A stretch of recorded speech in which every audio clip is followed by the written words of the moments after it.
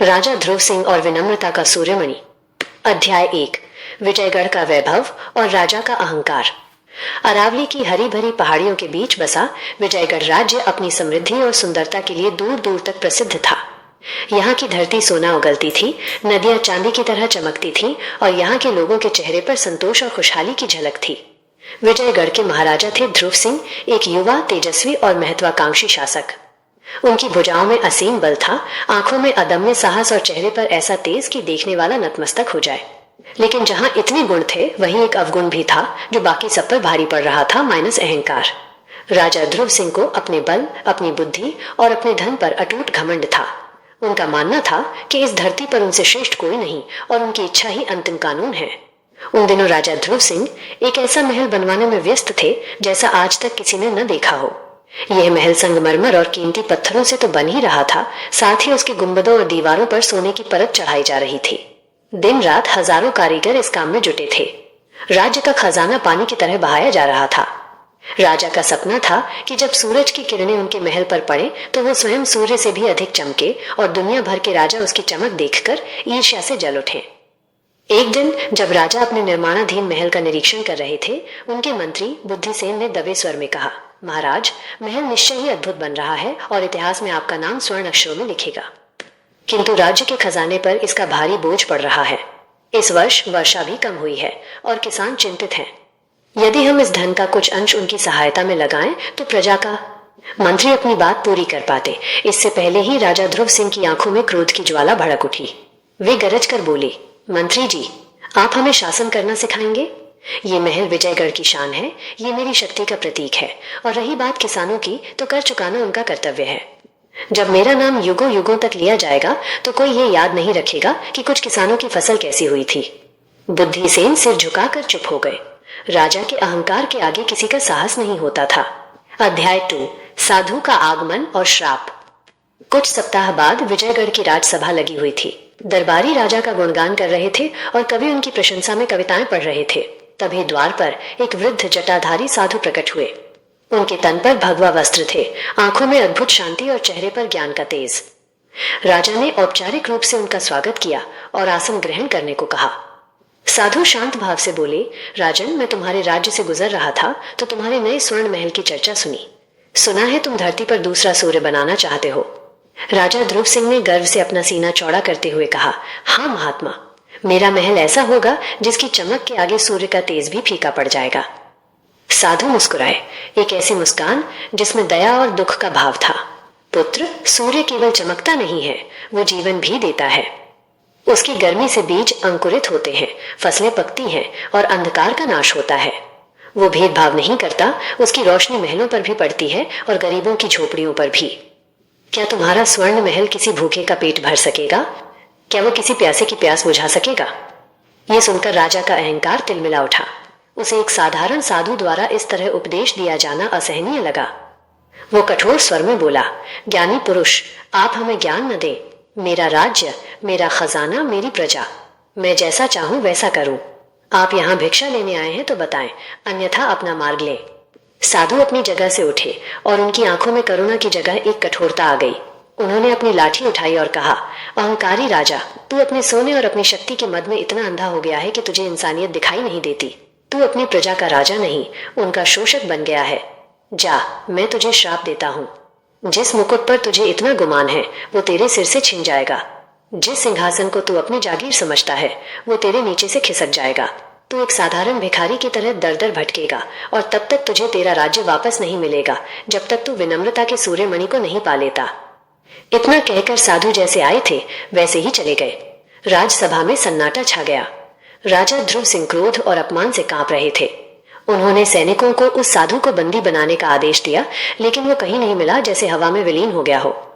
राजा ने इसे एक ढोंगी का बड़बोलापन कहकर टाल दिया, पर उनके मन में कहीं एक अनजाना सा भय बैठ गया। अध्याय 3। विजयगढ़ का पतन। साधु के जाने के कुछ ही महीनों बाद विजयगढ़ पर संकट के बादल मंडराने लगे। पड़ोसी राज्य भानुगढ़ का राजा महिपाल एक चालाक और अवसरवादी शासक था। वो लंबे समय से विजयगढ़ की समृद्धि से चलता था। उसे पता चला कि राजा ध्रुव सिंह ने अपना सारा ध्यान और धन महल बनवाने में लगा दिया है और सेना की जरूरतों को नजरअंदाज किया जा रहा है। उसने इसे एक सुनहरा अवसर माना। राजा महिपाल ने अपनी सेना को संगठित किया और एक रात अचानक विजयगढ़ की सीमा पर आक्रमण कर दिया। ध्रुव सिंह को जब ये समाचार मिला तो वो हैरान रह गया, पर उसका अहंकार अभी भी जागा हुआ था। उसने सोचा कि महिपाल जैसे छोटे राजा की इतनी हिम्मत कैसे हुई। हम उसे ऐसा सबक सिखाएंगे कि उसकी 7 पुश्तें भी विजयगढ़ की ओर आंख उठाकर देखने का साहस नहीं करेंगी। गरजते हुए उसने अपनी सेना को कूच करने का आदेश दिया। लेकिन युद्ध के मैदान की सच्चाई राजा के महल की कल्पनाओं से बहुत अलग थी। विजयगढ़ के सैनिक लड़े तो बहादुरी से, पर उनकी संख्या कम थी और उनके हथियार पुराने पड़ चुके थे। दूसरी ओर भानुगढ़ की सेना पूरी तैयारी के साथ आई थी। ध्रुव सिंह ने यह भी महसूस किया कि उसकी सेना का एक बड़ा सेनापति, जिसे उसने कभी अपमानित किया था, भीतर ही भीतर दुश्मन से मिल गया था। उसने युद्ध की सारी गुप्त योजनाएं महिपाल को बता दी थी। घमासान युद्ध हुआ। विजयगढ़ के सैनिक एक एक करके गिरने लगे। राजा ध्रुव सिंह ने स्वयं अद्भुत पराक्रम दिखाया, पर जब उन्होंने देखा कि हार निश्चित है और दुश्मन सैनिक उन्हें बंदी बनाने के लिए आगे बढ़ रहे हैं, तो उनके वफादार मंत्री बुद्धिसेन ने उनके घोड़े की लगाम पकड़कर कहा, महाराज, राज्य रहेगा तो आप उसे दोबारा जीत सकते हैं। अभी प्राण बचाना आवश्यक है। कृपया यहाँ से निकल जाएं।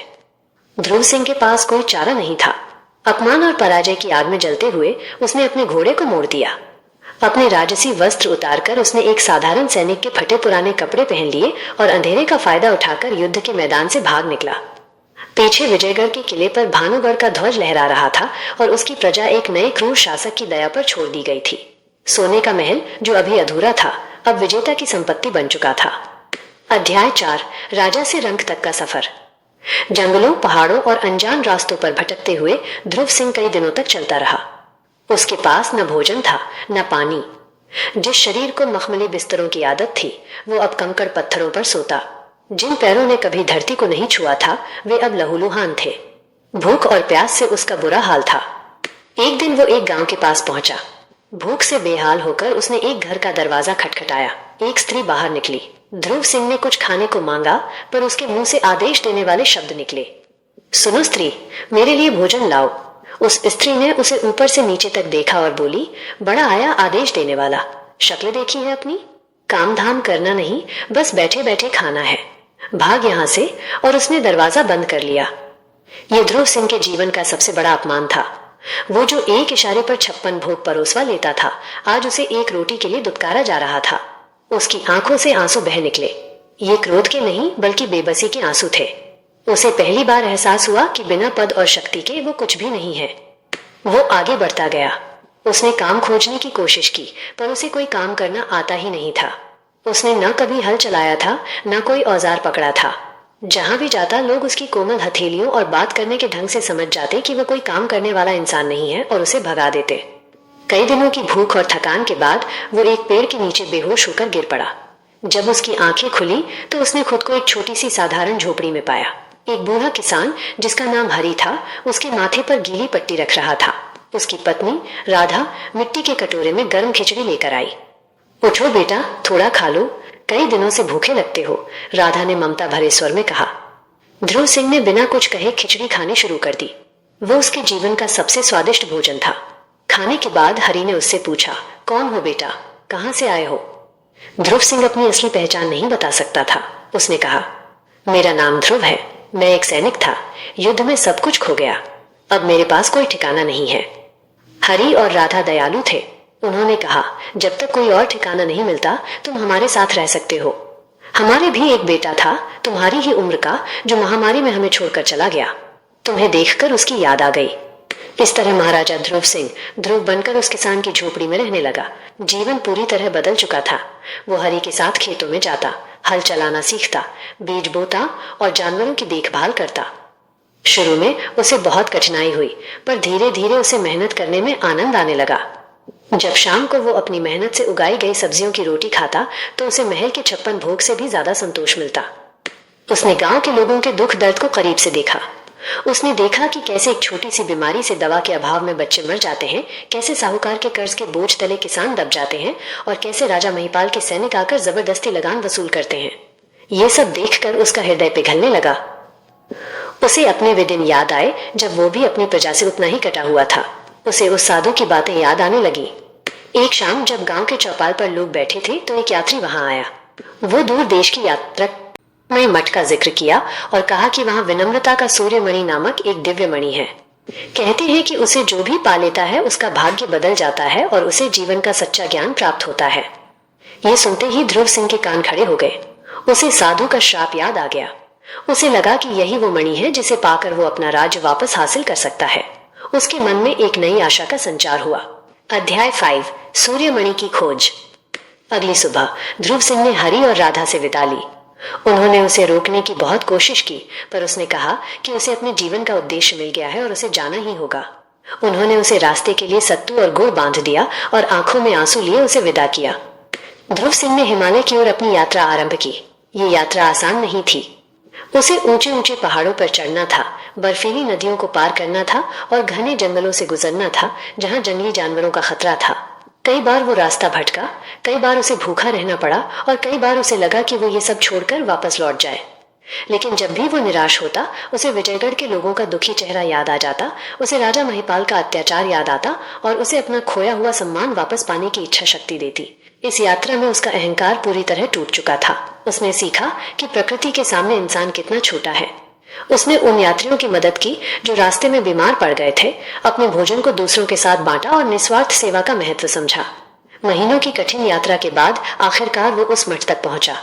वो मठ एक ऊंची दुर्गम चोटी पर बना हुआ था जो बादलों से घिरा रहता था। वहां का वातावरण अत्यंत शांत और पवित्र था। ध्रुव सिंह ने मठ के मुख्य द्वार पर दस्तक दी। एक बौद्ध भिक्षु ने दरवाजा खोला। ध्रुव सिंह ने उन्हें बताया कि वो विनम्रता का सूर्यमणि की खोज में आया है। भिक्षु उसे अंदर ले गए जहां मुख्य लामा ध्यान में बैठे थे। लामा ने आंखें खोली और ध्रुव सिंह को देखकर मुस्कुराए, जैसे वे उसके आने का ही इंतजार कर रहे थे। तो तुम सूर्यमणि की खोज में यहाँ तक आ ही गए, ध्रुव सिंह, लामा ने शांत स्वर में कहा। ध्रुव सिंह ये सुनकर चौंक गया कि वे उसका असली नाम जानते हैं। वो उनके चरणों में गिर पड़ा और बोला, हाँ गुरुदेव, कृपया मुझे वो मणि प्रदान करें ताकि मैं अपनी प्रजा को एक अत्याचारी राजा से मुक्त करा सकूं। लामा ने कहा, मणि तुम्हें अवश्य मिलेगी, पर पहले तुम्हें स्वयं को उसके योग्य सिद्ध करना होगा। आज से तुम इसी मठ में रहोगे और वही करोगे जो तुमसे कहा जाएगा। अध्याय 6 विनम्रता का वास्तविक अर्थ। ध्रुव सिंह का नया जीवन शुरू हुआ। उसे मठ के सबसे छोटे और सबसे कठिन काम सौंपे गए। वो हर सुबह सबसे पहले उठता और पूरे मठ के लिए पानी भरता। वो मठ की सफाई करता, बीमार भिक्षुओं की सेवा करता और रसोई में सब्जियां काटता। शुरू शुरू में उसके भीतर का राजा विद्रोह करता। मैं विजयगढ़ का महाराजा ये सब काम करूंगा, माइनस वो सोचता। पर फिर उसे अपना लक्ष्य याद आता और वो चुपचाप अपने काम में लग जाता। मुख्य लामा रोज उसे देखते पर कुछ कहते नहीं थे। वे उसे मौन रहकर सेवा और ध्यान का पाठ पढ़ा रहे थे। धीरे धीरे ध्रुव सिंह के मन से मैं का भाव मिटने लगा। उसे सेवा करने में आनंद आने लगा। जब कोई बीमार भिक्षु उसके हाथों से दवा पीकर उसे आशीर्वाद देता तो उसे अपने स्वर्ण महल की प्रशंसा से भी ज्यादा खुशी मिलती। उसका मन शांत और निर्मल होने लगा। 1 वर्ष बीत गया। एक दिन लामा ने ध्रुव सिंह को अपने पास बुलाया और कहा, पुत्र, आज तुम्हारी परीक्षा का अंतिम दिन है। सामने उस पर्वत की चोटी पर एक दुर्लभ फूल खिलता है जो केवल आज रात को ही खिलेगा। तुम्हें वो फूल मेरे लिए लाना है, पर याद रहे रास्ता बहुत खतरनाक है और तुम्हारे पास केवल सूर्योदय तक का समय है। ध्रुव सिंह तुरंत उस मिशन पर निकल पड़ा। रास्ता सचमुच बहुत कठिन था। एक तरफ हजारों फुट गहरी खाई थी और दूसरी तरफ सीधी चट्टान। अंधेरी रात में उसे बड़ी सावधानी से आगे बढ़ना पड़ रहा था। आधी रात के करीब एक संकरे रास्ते पर उसने देखा कि एक छोटा भेड़िया का बच्चा चट्टानों के बीच फंसकर दर्द से कराह रहा है। ध्रुव सिंह एक पल के लिए रुका। अगर वो उसे बचाने में समय लगाता तो वो समय पर फूल लेकर नहीं पहुंच पाता और उसकी साल भर की मेहनत बेकार हो जाती। एक पल के लिए उसके मन में स्वार्थ जागा, पर अगले ही पल उसे उस बेबस जीव पर दया आ गई। उसने सोचा, इस एक फूल के लिए मैं एक जीव को मरता हुआ नहीं छोड़ सकता। उसने बड़ी मुश्किल से उस बच्चे को चट्टानों से बाहर निकाला, उसकी चोट पर पट्टी बांधी और उसे सुरक्षित स्थान पर छोड़ा। इस सब में काफी समय लग गया। जब वो वापस मठ की ओर भागा तो सुबह होने लगी थी। वो चोटी तक नहीं पहुंच सका और उसे खाली हाथ ही लौटना पड़ा।